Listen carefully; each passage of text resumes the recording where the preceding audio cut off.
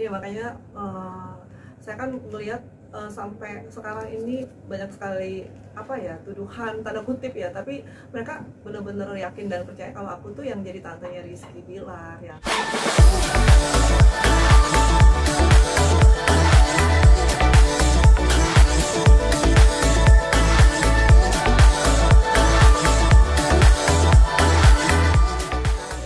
Apa sih namanya yang dicari gitu loh, tante Girang nggak apalah, pokoknya yang punya anak sama Rizky kan itu nggak mungkin kan. Jadi semuanya jadi bertanya-tanya, termasuk keluarga dan teman-teman ya. Tapi saya tenang-tenang aja sih. Kenapa? Karena saya anggap itu apa ya, kan nggak benar kan. Jadi saya nggak terlalu bawa ke apa ya, ke emosi dan segala macam. Jadi saya belum ambil tindakan apa-apa juga, biasa aja gitu kan. Saya pikir ada yang hujat, saya hapus aja komentarnya di kolom ini saya medsos gitu. Namanya juga mereka kan masih anak-anak gitu kan, karena kan yang menghujat ini kan fans-fansnya Leslar, karena mereka tuh nggak mau kalau ada yang merusak rumah tangganya Rizky Bilar gitu. Dikiranya aku, padahal enggak ya. Kalau dibilang apa sih namanya, hubungan pekerjaan ya lebih baik, lebih seperti itu. Karena pada saat saya ketemu dia pertama kali di tahun 2018 kan, kita kan memang apa ya, akrab di situ di lokasi syuting. Karena aku juga kan pengen kenal dia. Emang kebiasaan aku ya kalau main sinetron apalagi FTV kan, aku sering jadi ibunya pemain utama kan. Jadi ya kemana lagi sih, kayak misalnya Rizky Bilar, Junior Lim, siapalah segala macam kan, aku harus tahu karakternya. Nah, kenapa sampai ada istimewa aku sama Rizky Bilar? Karena memang anak ini beda sendiri karakternya dibandingkan pemain-pemain FTV yang lain saat itu tahun 2018. Jadi ada memori-memorinya juga di lokasi syuting tuh, ada bercanda-bercandanya. Terus adalah Rizky sempat minta tolong juga sama aku, Mbak Ivan tinggal di mana? Aku ya mas, yang namanya aku mau deketin apa ya, anak aku misalnya, aku nggak mau terlalu dekat, jadi biarlah mereka yang dekat sama aku pengen lihat nih, aku ngetes dulu, ternyata memang dia humble dan memang dia menghargai yang lebih tua. Oke, tapi mengenai kan semenjak ada kejadian gitu Kak Iko, mungkin sekarang kan netizen akhirnya menjudge kalau sosok Rizky Bilar itu temperamental segala macam. Nah kalau Kak Iko sendiri yang melihat yang sudah sebagai rekan kerjanya Rizky Bilar, mungkin sebenarnya sih sosok Rizky Bilar di mata Kak Iko sendiri? Iya, kalau sosoknya Rizky dari dulu ya yang saya tahu, anaknya memang humble, terus dia pintar, cerdas, terus anaknya juga mandiri, terbuka, dan memang kadang-kadang sih kalau aku lihat malah polos. Kenapa sampai aku bilang dia polos? Pada saat aku syuting di Puncak, dia tuh ngaku sama aku kalau dia kos-kosan, dia nggak gengsi. Nah itulah bagusnya Rizky. Kenapa aku sampai memuji dia? Karena jarang loh ada orang yang mau terbuka tentang privasinya dia. Di situ aku salut, ini anak benar-benar dari sekian banyak teman-teman di FTV, dia bisa ngaku yang sejujur-jujurnya sama aku saat itu. Aku kos mbak, gitu kan. Jadi sampai segini-gininya terbuka banget. Mbak Ivan, aku mau titip boleh nggak? Aku udah barang yang ketinggalan di kos-kosan. Kalau Mbak Ivan pulang, boleh nggak nanti Mbak Ivan yang bawain? Aku sampai bilang, oh ya nggak apa-apa sih. Aku bilang kalau misalnya aku punya scene nggak terlalu ini, cuma 1-2, nggak apa-apa. Pasti pulang besok kan balik lagi, jadi bisa aku bawa gitu. Oke, pertemanan ini sebenarnya dari kapan sih Kak Iko? Kalau dibilang pertemanan sebenarnya sih enggak juga, karena aku sama Rizky itu kan selalunya aku kan jaga ini ya, antara aku sama dia kan beda umur sama aku kan. Jadi aku lebih kepada, karena kita FTV kan ada selalu kan 1 bulan berapa kali gitu kan, ganti-ganti judul. Jadi dia lagi. Jadi pada saat dia kecelakaan di Sate Ayam Buku Cinta kan, tangannya hampir patah. Disitulah aku sebagai ibu juga menghibur dia, Rizky kamu harus kuat, kamu harus syuting, ini bahaya kalau kamu nggak ada. Sementara hari pertama, hari kedua kita udah jalan, masa hari ketiga nggak ada, hanya gara-gara, tapi bukan hanya gara-gara, emang berat waktu itu kan, dibawa ke rumah sakit kan, operasi kan tangannya, dia naik motor terus kecelakaan. Nah disitulah kita ini ada chemistry lah, dekat lah, sesama pemain, kerjasama yang baik lah. Nah setelah akhirnya banyak diduga gitu sama netizen, dituduh juga sebagai tantenya Rizky Bilar, gimana kalau Kak Ivan sendiri, mungkin dari pihak Kak Ivon atau baik Kak Ivonnya sendiri pun perasaannya gimana sih sebenarnya Kak? Iya, jadi tante saya ya kebetulan kan memang perwakilan keluarga ya, Tante Teti Gadi, penyanyi legendaris Indonesia. Itu kagetnya luar biasa, karena nggak nyangka kan, masa sih Ivon kamu jadi tante Girang gitu, tolong jaga nama baik keluarga gitu kan, pesannya tante saya di WA ini kan mas. Cuman maksud saya tante ini kan yang nuduh kan bukan ini ya, jadi langsung dari netizen ya, karena kan penggemarnya Leslar itu kan percaya dengan ada omongan seorang yang di TikTok bahwa Rizky itu pernah dipelihara oleh tante-tante yang tinggal di Kalibata City dan dia punya anak. dan di Kalibata itu kan skopnya kecil kan, lingkungannya kecil. Dan saya tinggal di situ sudah 10 tahun, saya ada studio di sana kan, jadi pasti mengarah ke saya itu udah pasti, karena mereka ngeliat kan di TikTok di mana foto-foto saya sama Rizky sejak dari dulu kan, sejak tahun 2018, 2019, 2020 terakhir tuh saya sama dia tuh dicintai kita karena kita casting bareng, dan memang apa ya, aku ada pekerjaan juga project untuk dia jadi model video klipnya penyanyi aku waktu itu. Oke. Nah, jadi ya gitulah. Oke, setelah kejadian ini mungkin sudah ada kontakan mungkin dengan Rizky Bilar? Belum, nanti aku akan kontak dia kalau ada project yang memang kita akan membuat. Jadi aku biarin dulu Rizky, karena kan aku lihat Instagramnya udah nggak tahu kalau sekarang, yang aku lihat terakhir sih masih nggak ada gitu di ini sama dia, di deaktif kan. Jadi pasti dia nggak mau diganggu. Nah kemarin pada saat di Polres aku udah mau ketemu, cuman karena aku lihat suasananya crowded banget dan pengacaranya juga ganti-ganti dan segala macam hal yang berhubungan dengan kasusnya dia, aku nggak mau terlalu intervensi dulu, biarin lah supaya masalahnya selesai, dan aku nanti akan ketemu dalam waktu, bisa dalam waktu dekat, bisa dalam waktu lambat. Kenapa? Karena aku lihat situasinya dulu. Oke.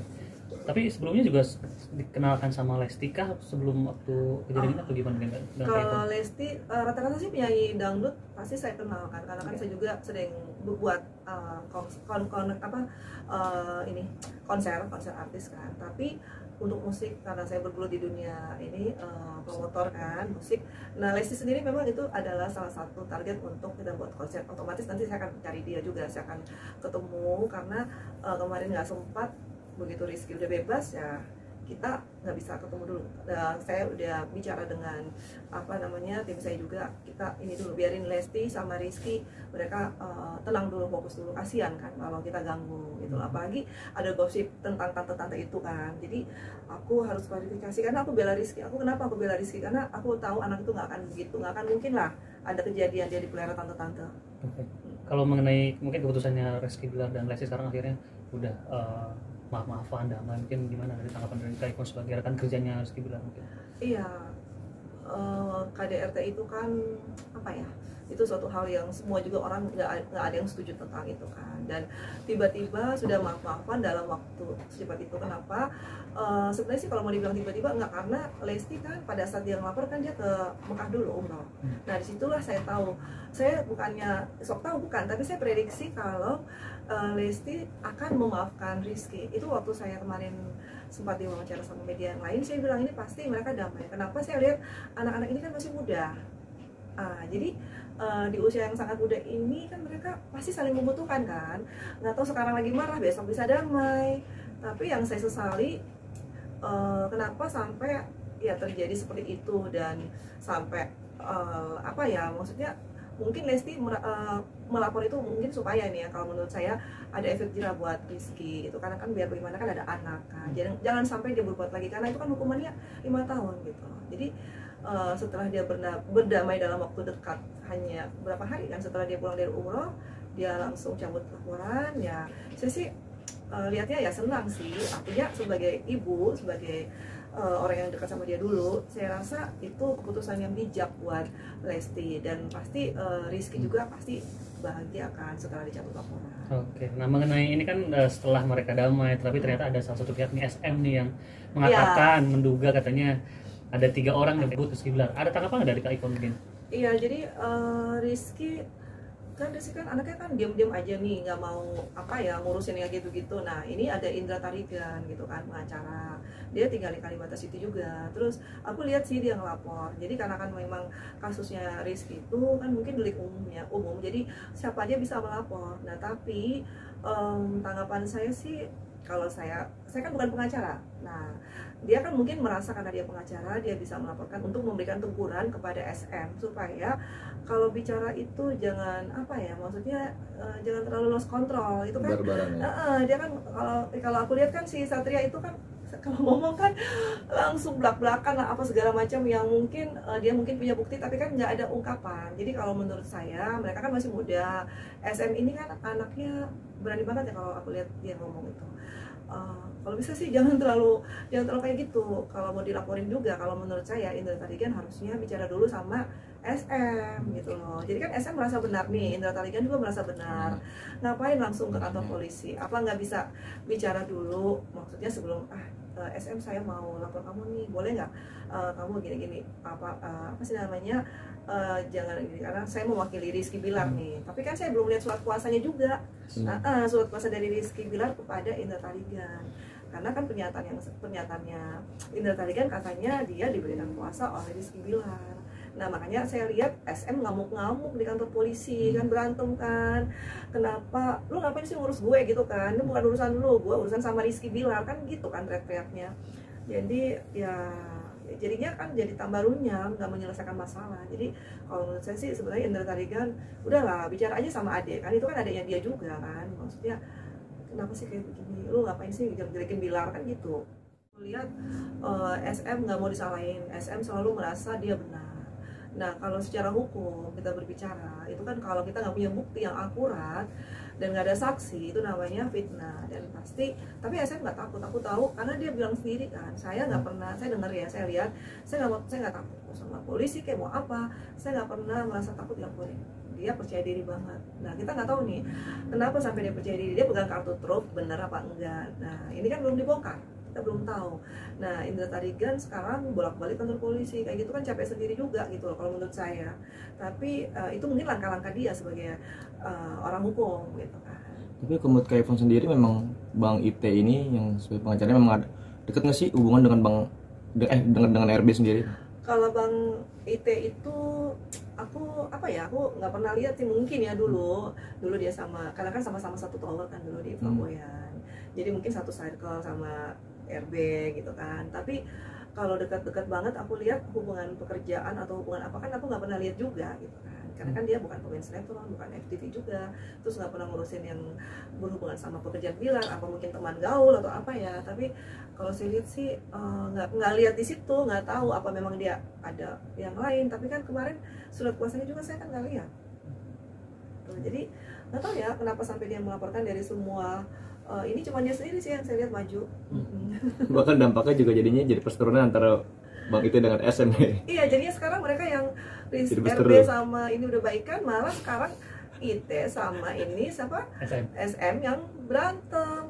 Padahal urusannya sebenarnya kan RB gitu kan.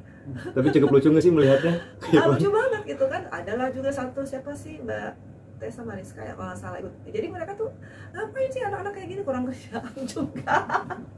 Tapi lucu jadinya, apakah ini memang benar dia membela Bilar ataukah juga cuma mau kasih gertakan ke ini ya, ke siapa namanya SM kan. Karena kalau aku lihat SM ini nggak sih tiap hari, bukan tiap hari sih, mungkin ada pernyataan-pernyataannya yang sangat menohok gitu, menohok banget tentang RB. Jadi kayaknya dia nggak tahu dendam, nggak tahu apa ya. Sebenarnya sih kalau saya lihat dia kayaknya memang ini apa sih namanya nggak kurang suka sama RB gitu kan. Jadi dia bicara apa yang dia ini, dia nggak takut sama siapapun gitu. Kayak Ivon sendiri kenal sama sosok SM nggak sih secara pribadi? SM gitu? belum pernah ketemu. Okay. Dan aku baru lihat pertama kali pada saat dia ngomong banyak sekali di itu kan di YouTube dan di mana-mana. Aku taunya dia selebgram ya, atau dia, karena kalau main sinetron atau FTV aku kan udah hampir 5 tahunnya. Aku nggak pernah ketemu sih sama dia. Jadi baru kemarin aku lihat, ini kenapa sih kok jahat, bukan jahat sih, kok kayak begini sama RB kan. Karena RB itu kasihan kan kalau ditekan terus dibicarain masa lalunya yang belum tentu benar gitu kan. Kenapa ya, ada apa ya dengan Rizky Bilar gitu kan. Sementara aku sendiri yang dekat sama Rizky, anak itu baik banget.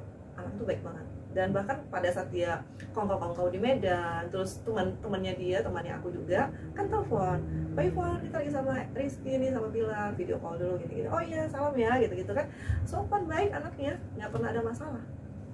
Kita kembali ke yang soal Kak Ivon yang dikatakan oleh Rijen gitu sebagai tantenya Rizky Bilar. Ada juga salah satu nih yang cewek yang pakai yang rambutnya blonde gitu, yang statement dia kan ngomong katanya Bilar punya anak nih dari salah satu owner salon, mungkin gimana tanggapan? Nah itu dia, aku kan bergaul di Kalibata City kan 10 tahun ya, aku di sana, sampai Rizky juga tahu kan kalau aku tinggal di Kalibata City, dia tahu di mana aku tinggal. Kalau misalnya pun dia ada, dia tuh nggak pernah cerita apapun tentang itu ke saya gitu loh. Bahkan dia udah keluar dari Kalibata City tahun 2018. Jadi kalaupun dia datang ke sana, mungkin aku nggak lihat kan, aku nggak tahu, tapi aku kan bergaul sama tante-tante kan, usia aku kan sekarang ya gimana ya, udah usia tante-tante kan, teman-teman aku di sana tante semua mas, jadi teman arisan, teman ini teman itu kan ngumpulin tante-tante semua di Kalibata City kan, nggak ada tuh yang ini yang apa namanya yang jadi ininya Rizky, nggak ada sama sekali gitu loh. Jadi ini gosip. Kalau aku sih yakinnya sih memang aku ngebela Rizky bukan karena apa-apa, tapi aku ngebela karena ini nggak benar mas, itu nggak benar gitu. Oke. Ada tambahan? Jangan lupa subscribe dan nyalakan lonceng.